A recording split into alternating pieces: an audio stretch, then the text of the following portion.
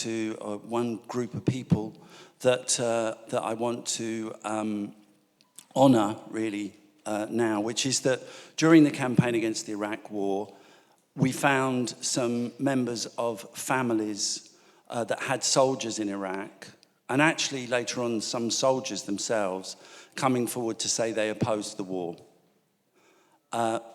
Many of them were people who lost sons and daughters in the war. Now, this was an incredibly brave thing to do.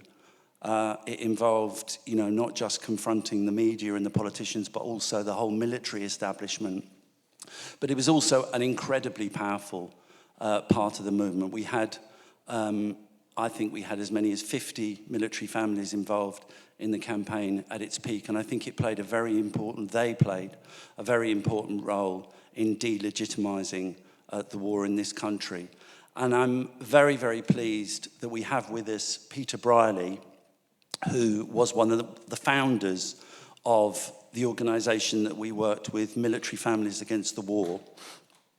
He lost his son in Iraq, his son Sean, in Iraq in 2003, very, very soon after the invasion.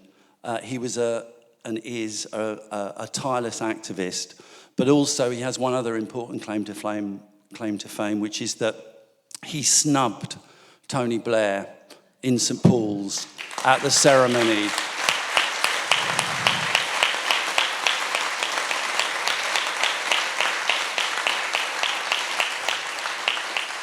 At the ceremony where Blair was crying crocodile tears for those that had lost their lives in Iraq. You're a very brave man, Peter. Over to you. Thank you, Chris.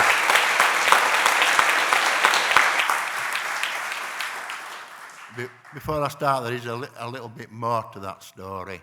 I refused to shake his hand and told him what I thought of him.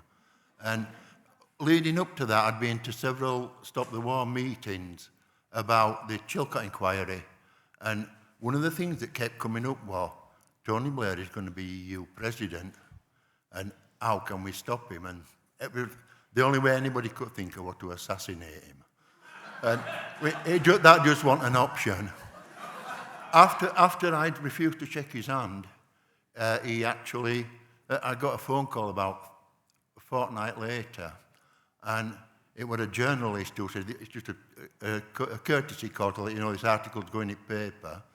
And Macron in France, Angela Merkel were supporting Blair's presidency because of what I did and something that happened later, the week after somebody threw a shoe at him. Because of that, if that we can't have a president, well, that's going to happen to. So for that action, Tony Blair didn't become EU president.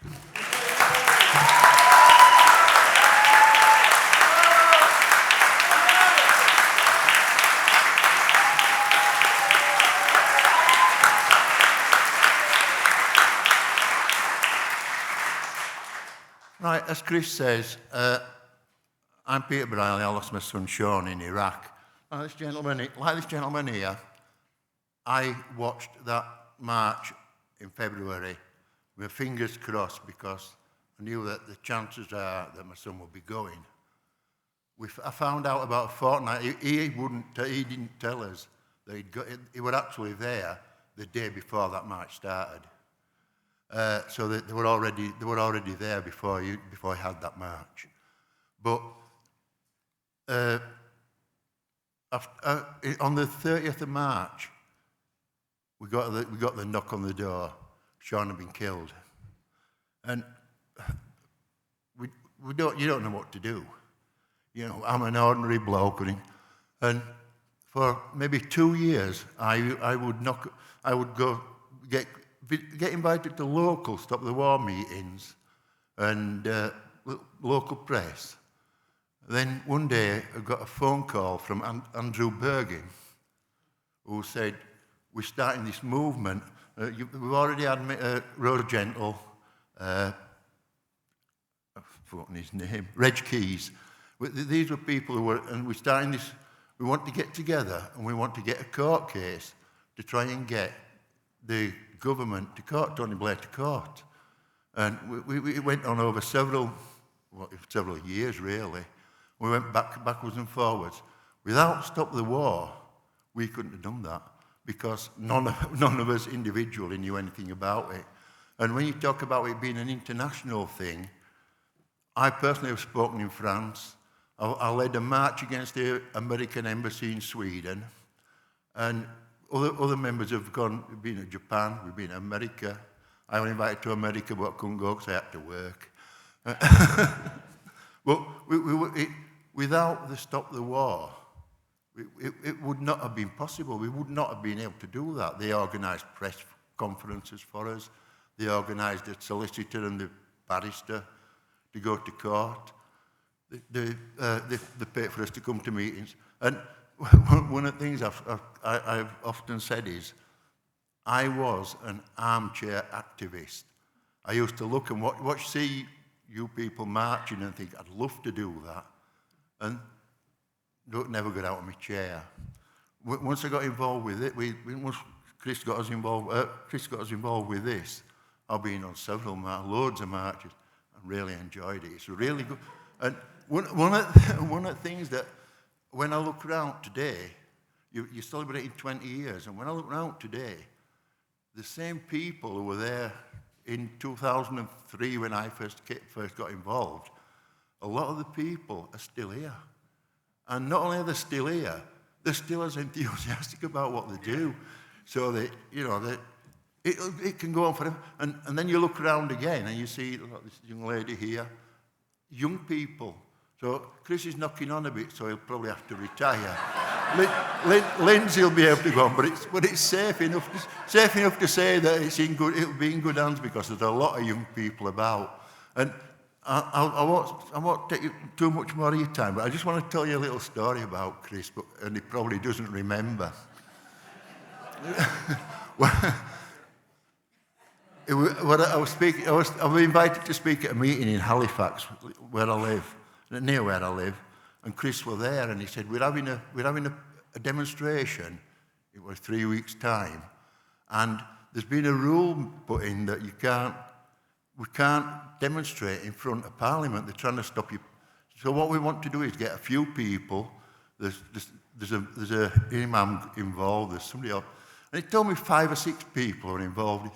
So, come the day, I came down, and whenever we got a new person joined us, there were always a petition or something. So we all went on to Downing Street and did the petition, and we were coming back, and the lady who just started said, unfortunately, I need a drink. I need to have a drink before we can go on this march.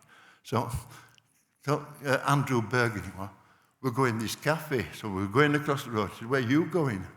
So I'm going to the cafe with you for a coffee. He said, no, you're not.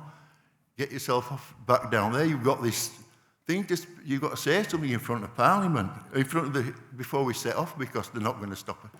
Well, fair enough. So I went back. They handed me a megaphone.